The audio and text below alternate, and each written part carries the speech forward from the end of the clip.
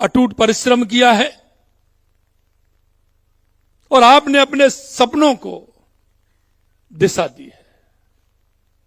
मित्रों, सपना तो कोई भी देख सकता है, लेकिन सपनों को कर्म पर ढालना यह स्वयं की दृढ़ इच्छा शक्ति होती है। अगर उन्होंने सपनों को स्वयं पर ढाल लिया तो दुनिया में कोई भी काम ऐसा नहीं जिसको व्यक्ति नहीं कर सकता है। इसलिए इस संपूर्ण सफलता के लिए आपको, अपने माता पिता को और ईश्वर को मैं बहुत बहुत शुक्रिया अदा करता हूं कि राजस्थान की सेवा के लिए आप सभी को उसमें चयन हुआ है और आपको नीति ने यह कहा है कि एक सफलता के बाद एक दूसरी सफलता को आगे बढ़ाने का काम आपको सौंपा है। वो आपके माध्यम से नीति बहुत कुछ कराना चाहती है, क्योंकि मैं देख रहा हूं कि इस चैन में किसानों के भी बच्चे हैं, मजदूरों के भी बच्चे हैं, विधवा माताओं के भी बच्चे हैं और आपने देखा दिव्यांग, घुमंतु, अर्ध घुमंतु। मित्रों, सच्चे मायने में यही लोकतंत्र है।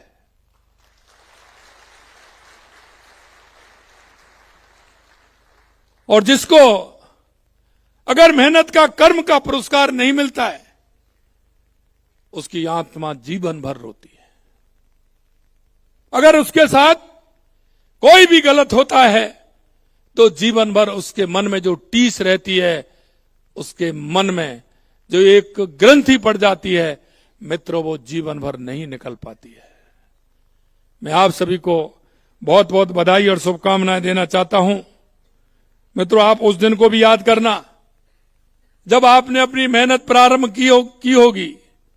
आपके मन में कई विकल्प आए होंगे, कई द्वंद आए होंगे, कई तरह के सपने माता पिता ने देखे, लेकिन माता पिता का विश्वास भी आपने जीता होगा। हम देखते हैं कई लोग जब तैयारी करते हैं तो माता पिता कई तो प्रोत्साहित करते हैं, लेकिन कई कहते हैं कि नहीं, इसमें नहीं हो पाएगा, आप इसमें तैयारी कर लीजिए, इसमें नहीं हो पाएगा, इसमें कर लीजिए।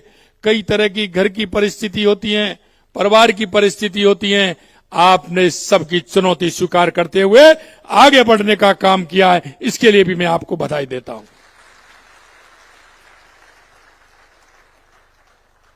आपसे मेरा अनुरोध है, क्यों आप अभी आए हैं, ट्रेनिंग भी होगी, आप सेवा में जाएंगे, आपको अपॉर्चुनिटी भी काफी मिलेंगे, लेकिन मेरे बंधुओं, आगे बढ़िए, कर्म करते हुए और आगे बढ़िए, लेकिन पीछे देखना मत भूलिएगा। जो आपके पीछे आपके भाई, जो आपके पीछे खड़े हैं, आपको भी किसी ना किसी ने संबल दिया होगा। आप उनका संबल बनिए जो आपके पीछे आ रहे हैं, यह जरूर आपको ध्यान रखना है। क्योंकि आदमी के जीवन में कई उतार चढ़ाव आते हैं, कई जीवन में उतार चढ़ाव आते हैं। हम हमारे अतीत को भूल जाते हैं, आगे की संज्ञा में हम आगे बढ़ जाते हैं। हम भूल जाते हैं कि हम कहां से निकले। हमें मंजिल तय करना आवश्यक है, उसको करिए, लेकिन आपके पास वही आने वाले हैं जब आप किसी के पास गए होंगे और आपको भी निराशा हाथ लगी होगी, आपका विश्वास और आपका मन भी टूटा होगा। मैं आपको आज इसलिए कहना चाहता हूं कि आपको भी मन में यह विचार करना चाहिए कि आने वाले जो लोग मेरे पास आएंगे, गांव का गरीब आएगा, मजदूर आएगा, दिव्यांग भाई आएगा, मेरी विधवा मां भी आएगी, मेरी बहन भी आएगी। मेरे भाई और बहनों, हमें उनका ख्याल रखते हुए हमें हमारी मंजिल तय करनी है, इसका भी आपको ध्यान रखना है।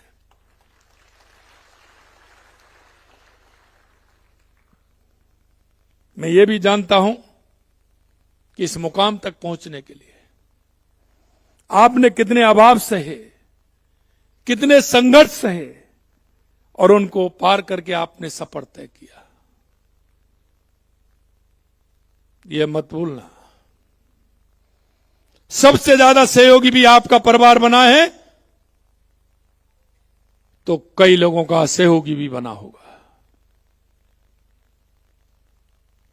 मैं आपसे कहना चाहता हूं मेरे भाइयों, आप उस पर कल्पना को छोड़ देना।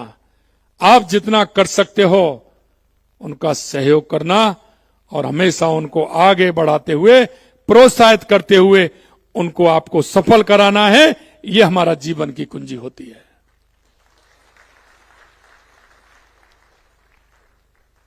आप कई गांव से आए, कई ढाणियों से आए, कई ऐसे होंगे जो गांव में पहली बार उनका चयन हुआ होगा, पहली बार चयन हुआ होगा। कई ऐसे हैं कि कई ने कल्पना की होगी, लेकिन वो मेहनत नहीं कर पाए। और इसीलिए मैं कहता हूं कि व्यक्ति का कर्म आधार होता है। और ये भी मन में विश्वास कर लेना, जो कर्म आप करेंगे ईश्वर पूर्ण रूप से साथ देता है, पूर्ण रूप से साथ देता है। कई हमारे छोटे दुकानदारों के बेटे होंगे, कई किसान के बेटे होंगे, कई मजदूर के बेटे होंगे। आपका संघर्ष अब समाप्त नहीं है, बल्कि एक नई जिम्मेदारी के रूप में आपके कंधों पर आ गई है। और वो जिम्मेदारी यह है कि आपको राजस्थान प्रदेश को भी आगे बढ़ाना है, मेरे गांव को भी आगे बढ़ाना है, मेरे जिले को भी आगे बढ़ाना है। आपको उन लोगों के सपनों को भी पूरा करना है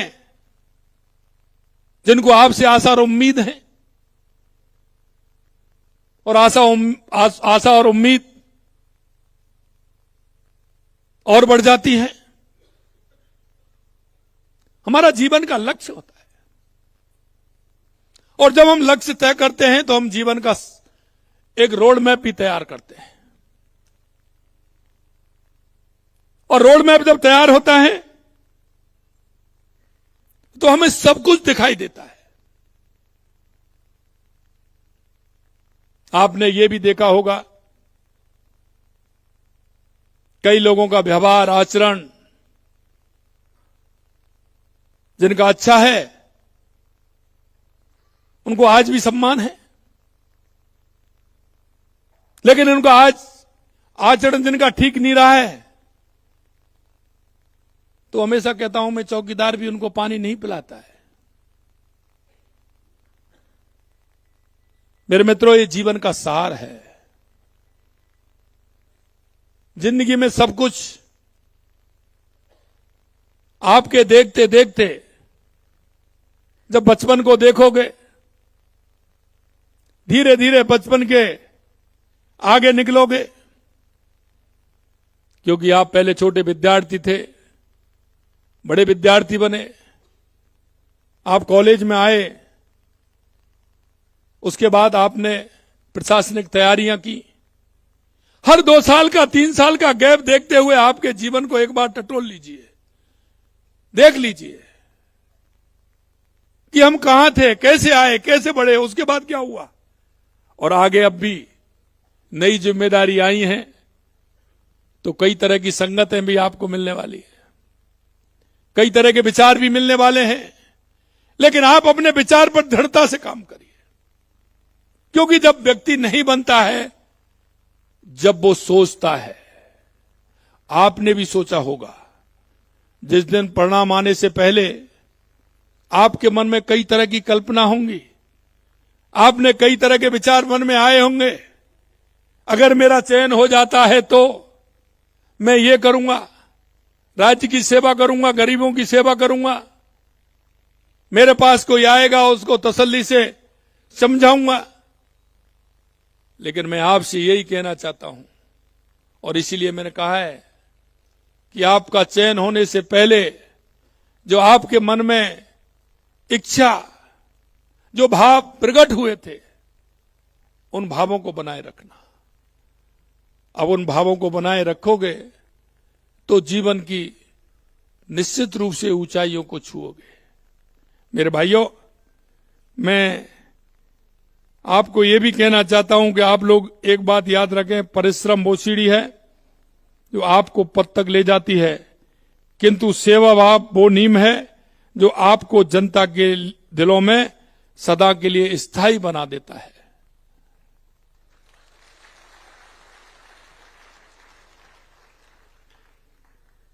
हमारा काम के प्रति किस तरह का हमारा व्यवहार हो, लोक सेवक के कर्तव्य और दायित्व की एक किताब आपको मिली होगी। ये हमने 2023 से हमने प्रारंभ किया, 24 से हम जब भी नियुक्ति पत्र देते हैं या इस तरह के कार्यक्रम आयोजित होते हैं तो हम इससे देते हैं। मित्रों, जिस तरह से आपके परिवार को आपसे इच्छा और अपेक्षा रहती है, वही इच्छा और अपेक्षा सरकार को रहती है। हमें दोनों दायित्व निभाने हैं, परिवार का भी दायित्व निभाना है और सरकार का दायित्व भी हमें निभाना है।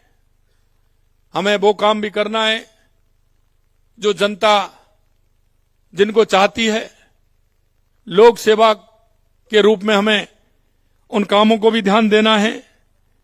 और हमें हमारा जो विजन है, देश के यशस्वी प्रधानमंत्री नरेंद्र मोदी जी के नेतृत्व में विकसित भारत और विकसित राजस्थान की जो कल्पना है, उसको भी हमें साकार करना है और राजस्थान में हमें उसकी भूमिका निभानी है।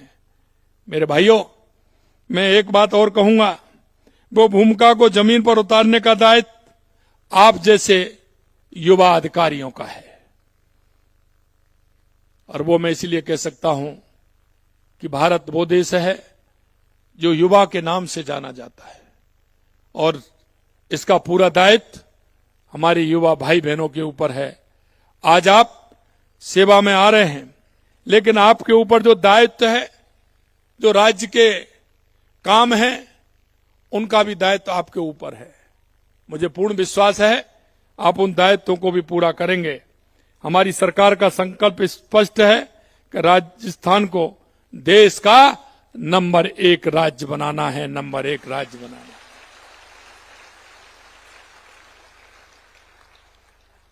मैं आपको कुछ राजस्थान का एक, जो हम जब 2023 में हम आए थे तो हमने एक संपूर्ण मॉडल तैयार किया। वो राजस्थान की जनता की भावना से हमारे अधिकारी, हमारे वरिष्ठ जन, राजस्थान की जनता, हमने जब हम 23 में आए थे तो हमने उनसे एक रोड मैप बनवाया। एक रोड मैप, संपूर्ण राजस्थान का रोड मैप कैसे हो सकता है, हमारा राजस्थान विकसित राजस्थान कैसे बन सकता है, उत्कृष्ट राजस्थान कैसे बन सकता है। तो हमने 2 महीने के अंदर, जनवरी फरवरी के अंदर हमने एक रोड मैप बनवाया। रोड मैप बनाया कि हमें क्या क्या आवश्यकता है।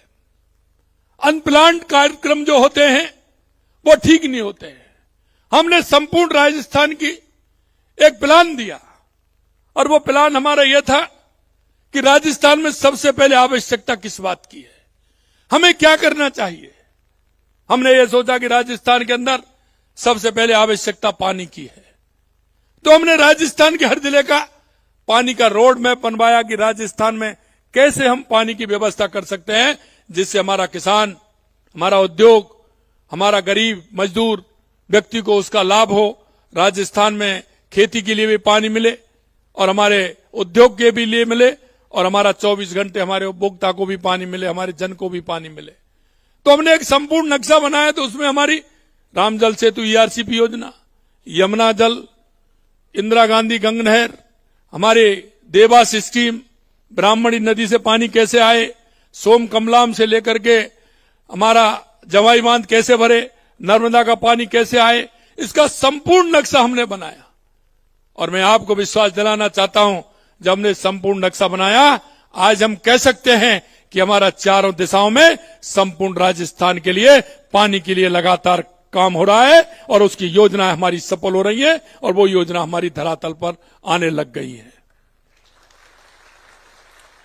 दूसरा हमारा प्लान था कि राजस्थान में सबसे ज्यादा आवश्यकता बिजली की है, हम बिजली के उत्पादन को हम कैसे बढ़ाएं। हमने सबसे पहले 2,40,000 करोड़ का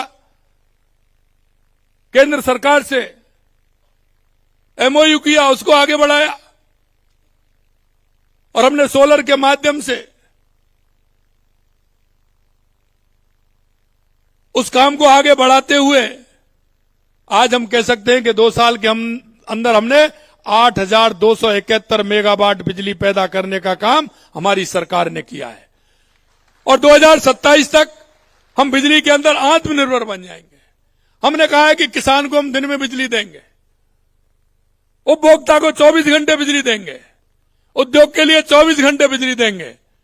और आप देख रहे हैं लगातार बिजली की स्थिति, आप सब गांव से आते हैं, पहले आई गई, लेकिन आप देख रहे हैं कि स्थायी रूप से, पूर्ण रूप से पूरे राजस्थान के हर जिले को बिजली मिल रही है और 22 जिलों में किसान को हम दिन में बिजली देने का काम कर रहे हैं। दूसरी आवश्यकता हमारी थी कि हमारे युवाओं को, जो खून के आंसू रो रहा था, पूरी तरह से परेशान था, हमारे युवाओं का हौसला कैसे अफजाई हो। मित्रों, हमने कहा था आते ही, हमने जब ये कहा था कि पहली साल में हम 1 लाख नौकरी देंगे, 5 साल में 4 लाख नौकरी देंगे, आपने देखा है 1.25 लाख नियुक्ति पत्र हमने दे दिए, 1,35,000 प्रक्रियाधीन है और 1 लाख की हमने 12 जनवरी को घोषणा की, 25,000 हमने बजट में बढ़ा दिए, 1.25 लाख की हमने कैलेंडर जारी कर दिया। ये युवाओं के लिए एक रोड मैप हमने बनाया।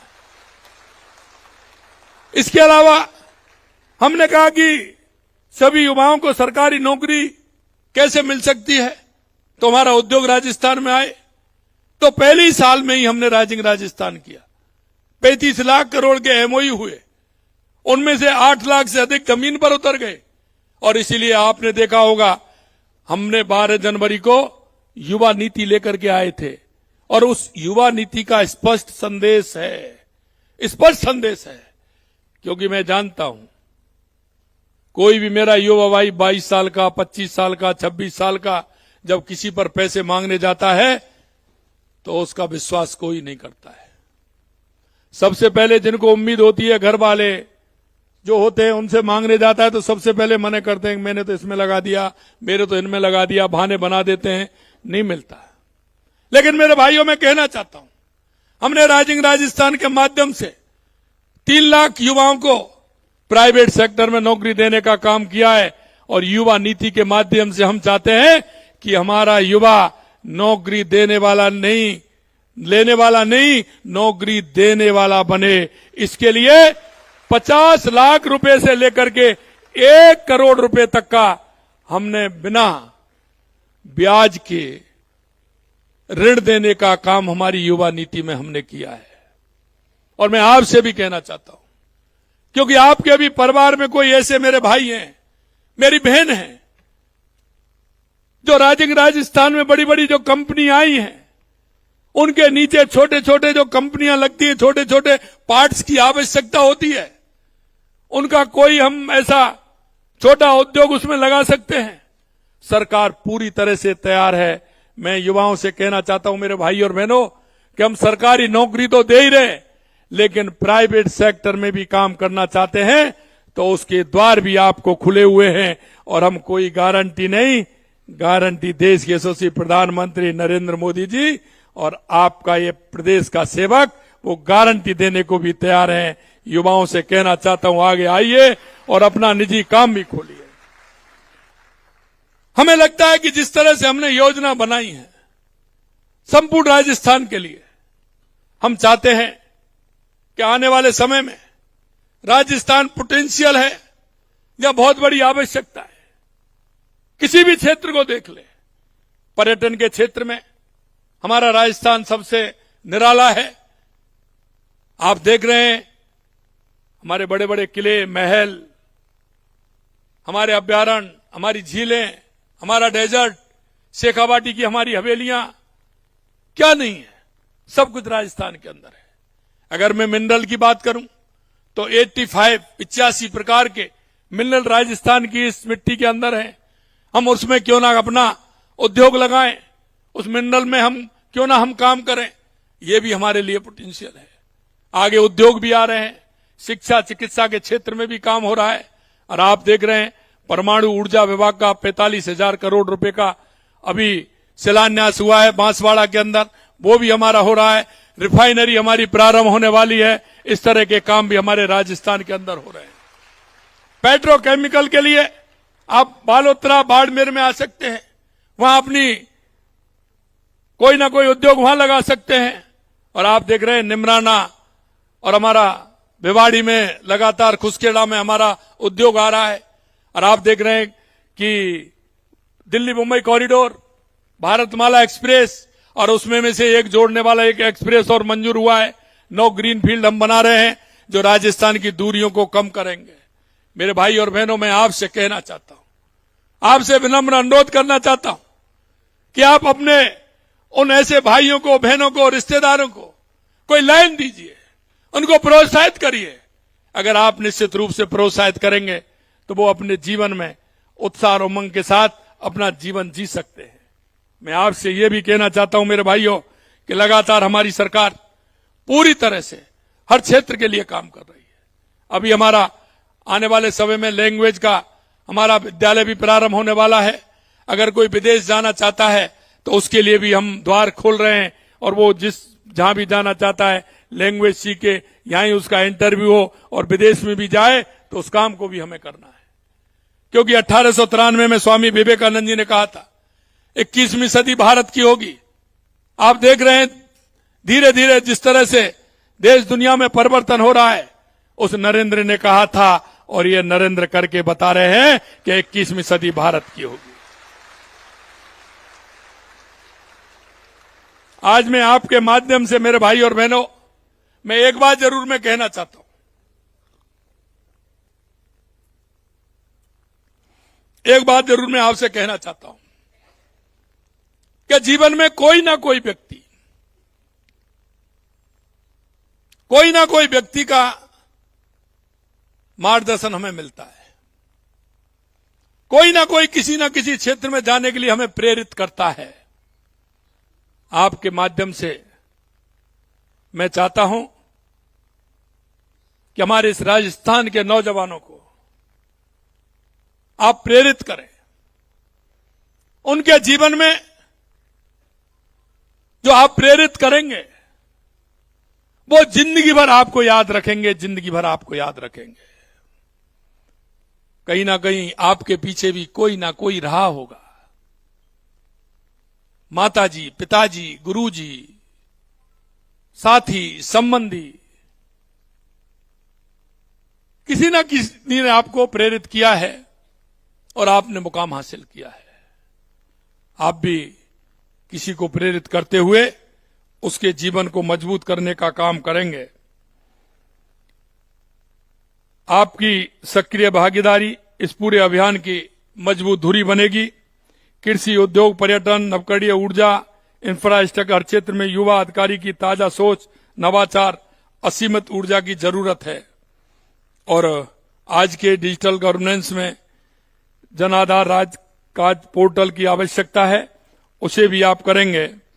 साथियों, मैं हमेशा एक बात कहता हूं कि व्यक्ति के जीवन में कोई ना कोई कहानी होना आवश्यक है, और आपका जीवन शुरुआती है। आपके जीवन की भी कहानी लोग सुनाएं। और यह कहानी जब बनेगी जब आप किसी को आगे बढ़ाने के लिए प्रेरित करेंगे। कोई भी खिलाड़ी होता है मैदान में, लेकिन लोग बाहर होते हैं और बाहर से ही वो जोर जोर से आवाज करते हैं। आपने भी की होगी, कहीं भी किसी दंगल में गए होंगे, क्रिकेट के मैदान में आप खेल देखने गए होंगे, कोई किसी भी मैदान में गए होंगे, तो आपने हाँ ये कर दीजिए, आप बैठे बैठे कुर्सी पर करते हैं कि नहीं करते हैं? हौसला अफजाई करते हैं कि नहीं करते हैं? कुर्सी पे से हिल नहीं रहे लेकिन हौसला अफजाई जोरदार कर रहे हैं, करते हैं। तो ये हौसला अफजाई करने में आपका क्या जा रहा है? कुछ खर्च हो रहा है क्या? बताइए भाई। आपका करने में कोई बचत हो रही हो, हौसला इसका अफजाई नहीं करना है, हमें उसको ताकत नहीं देनी है, और आपकी बचत हो रही हो तो मैं अच्छी बात मानता हूं कि भाई एक काम कर रहे हो, आप बचत कर रहे हो। लेकिन आपके एक छोटे से प्रयास से, छोटे से हौसले से उसके जीवन का आधार बदल रहा है, उसके जीवन का जो सपना है वो उससे पा रहा है। ये मेरे युवा साथियों, आप इस राजस्थान के कर्णधार हैं। आप आने वाले समय के वो व्यक्तित्व हैं जो राजस्थान की कहानी अपनी कलम से लिखने वाले हैं। मैं आपसे यही आशा और उम्मीद करता हूं, और आशा और उम्मीद उससे की जाती है जो करने लायक होता है।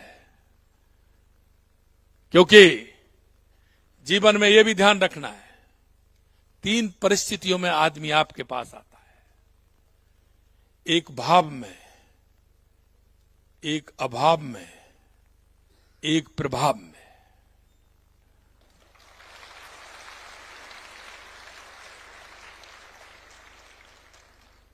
अगर वो आपके पास भाव में आया है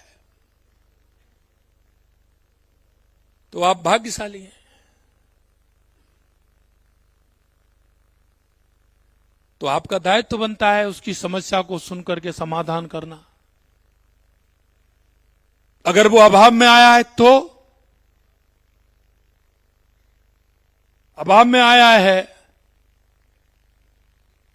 तो उसकी समस्या का समाधान तो करना ही है। भाव में आया है तो आप भाग्यशाली हैं। भाव में आया है तो भाग्यशाली हैं। अभाव में आया है तो सौभाग्यशाली हैं। और प्रभाव में आया है तो आप अति सौभाग्यशाली हैं।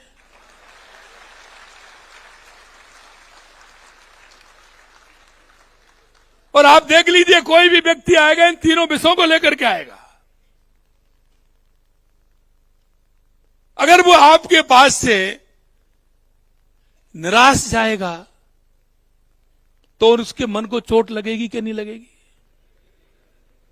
और आप भी किसी के पास गए होंगे तो चोट लगी भी होगी, कि नहीं? आपको कितना बुरा लगा होगा।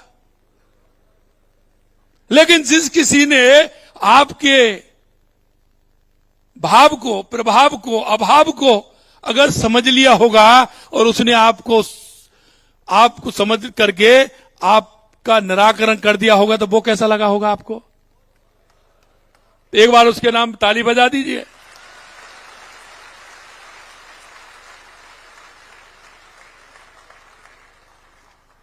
और मैं आपसे कहना चाहता हूं कि इन तीनों गति में वो किसी में भी आता है। हमारा दायित्व बनता है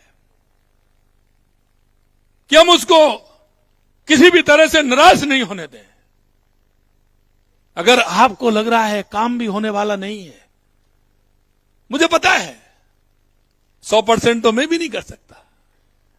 यह वास्तविकता है कि नहीं है? यह वास्तविकता है कि नहीं है? तो 100%, लेकिन उसके मन को संतोष जरूर कर सकते हैं। उसको बिठा करके, उसको पंखे की हवा खिला करके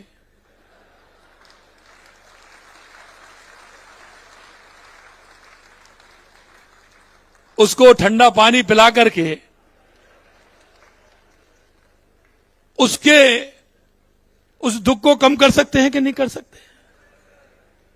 काम नहीं हो, लेकिन वो घर जाकर के अपने परिवार वालों से ऐसा कहेगा कि अधिकारी मुझे बहुत अच्छा मिला है।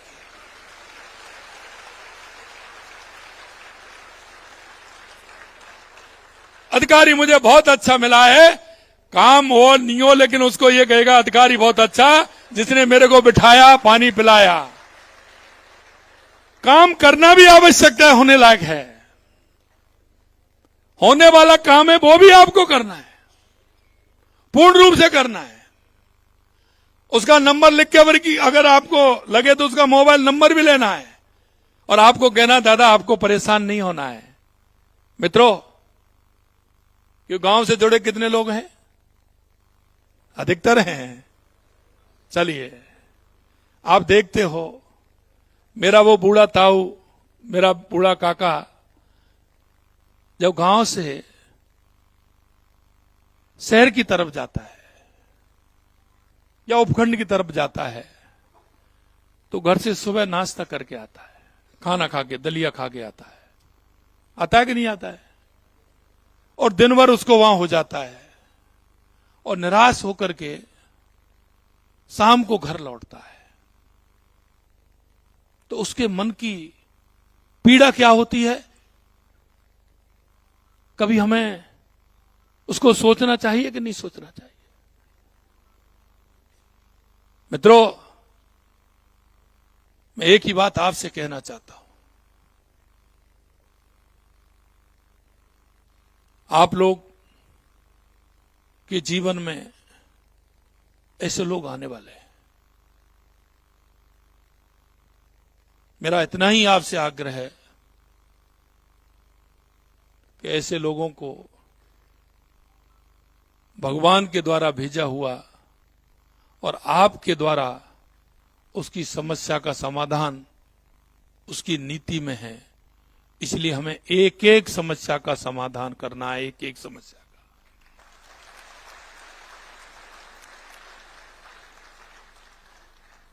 आप लोक सेवक हैं, ये हमारा दायित्व है। आज से आपका परिवर्तन हो गया। अब तक आप नौकरी मांगने वाले थे, आप उस लाइन में लग रहे थे। आज से आपका दायित्व बदल गया है। आप उस भूमिका में आए गए हैं कि आप कुछ कर सकते हैं। और जहां मैं बैठा हूं, जहां हमको जिम्मेदारी मिली हुई है, वह हमारा दायित्व है क्या उसका समाधान हम कैसे उसका कर सकते हैं। मित्रों, वो गरीब, मजदूर, किसान, हमारी ड्यूटी बनती है।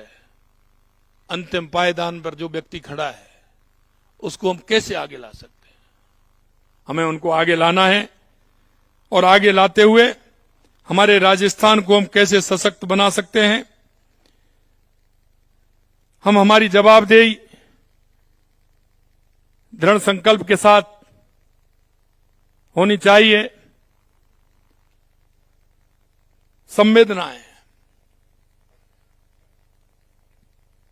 जब तक हमारी संवेदनाएं व्यक्ति के साथ नहीं होंगे, कई बार हम देखते हैं सड़क पर जाते हैं, एक्सीडेंट हो जाता है, हम बगल में लेकर के गाड़ी को ले जाते हैं। अगर क्या हो गया, पता नहीं क्या हो गया, तुम चलो निकलो आगे। और जब आगे 10 किलोमीटर 20 किलोमीटर पर पहुंचते हैं और जब आपके पास फोन आया है वहां एक्सीडेंट हो गया, उसमें आपका सगा संबंधी कोई है, तो आपको कितनी पीड़ा होती है कि मैं तो 10 मिनट पहले वहीं से निकल करके आया हूं। अगर मैं देख लेता तो मेरे को मालूम पड़ जाता। मेरे मित्रों, जीवन में हमेशा संवेदनाएं होनी चाहिए और वो हर व्यक्ति के प्रति होने चाहिए। अगर हमारी संवेदनाएं होंगी तो निश्चित रूप से हमारा जीवन उत्कृष्ट होगा, हमारा जीवन एक आशा और उम्मीदों से भरा होगा, जो लोग हमसे आशा और उम्मीद करेंगे। जनता की समस्याओं को सुनिए, गहराई से समझिए, पूरी तत्परता से सुलझाइए। ये त्रिसूत्रीय मंत्र एक सफल, सम्मानित और लोकप्रिय अधिकारी की सच्ची पहचान है। आप जिस जिले में, जिस विभाग में जाएं, वहां की जमीनी हकीकत को ध्यान से समझें, फिर समाधान की सही दिशा में ठोस कदम उठाएं। एक बार हमें समझना होगा, हमें क्या करना है, उसका ठोस कदम भी उठाना होगा।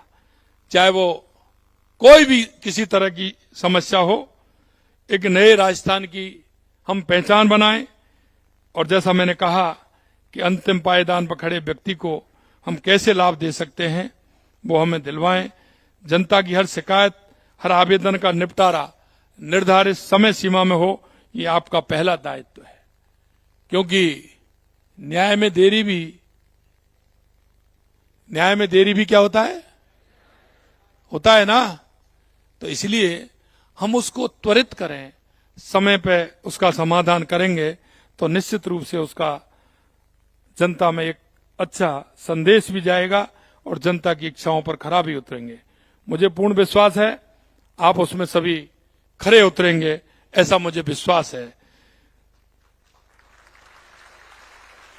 इसलिए हर निर्णय में पारदर्शिता रखें, हर कार्य में जवाबदेही सुनिश्चित करें। आप राज्य के नैतिक आधार स्तंभ हैं। आपका आचरण से पूरे विभाग को कार्य संस्कृति बनती है और एक ईमानदार अधिकारी सैकड़ों कर्मचारियों को भी दिशा देता है। मैं हमेशा एक बात और कहता हूं, क्योंकि आप सभी अधिकारी की भूमिका में हैं। हमारे जो सहकर्मी होते हैं, हमारे ऑफिस में जो कर्मचारी होते हैं, उनके प्रति भी हमारा व्यवहार कैसा होना चाहिए, यह भी हमें सुनिश्चित करना है। उनके प्रति हमेशा आपका व्यवहार अच्छा रहेगा तो वो सवाया काम निकालेंगे। अगर हमारा व्यवहार ठीक नहीं रहेगा तो बार बार वो घड़ी देखने लग जाएंगे। लगेंगे कि नहीं लगेंगे? तो मेरा आप सभी से इतना है कि वहां भी आप पूरी तरह से उनको साथ लेकर के अपनी क्षमता का उपयोग करते हुए नवाचार उसमें करेंगे। हमारे पास